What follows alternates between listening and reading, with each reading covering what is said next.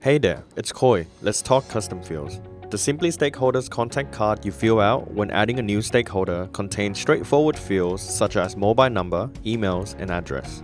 While these are useful and cover most details, we want to make sure that if the project has a specific requirement you need to track, that you can do so within our software.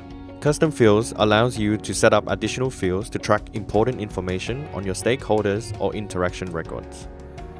It's super simple to use and set up. Go to the admin page, then custom fields.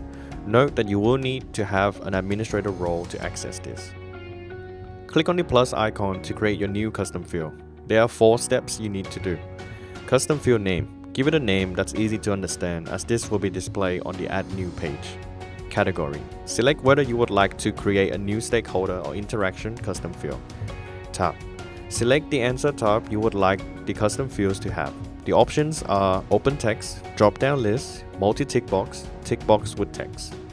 And lastly, active. You can change the status of the custom fields here to disable usage. Once you're happy with how everything looks, click Save. Now, when you add a new stakeholder or interaction, scroll down to see the custom fields for you and your team to input extra details. Some good additional fields you can use are Relationship Manager, Preferred Method of Contact, Primary Contact, and many more. There is no limit on the custom fields you can create, but keep in mind that the Add New page will be extended with extra details for you to fill out.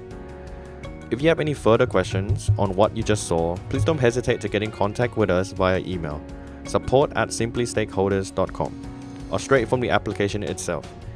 We are always ready to help. This has been Koi. I'll see you in the next video.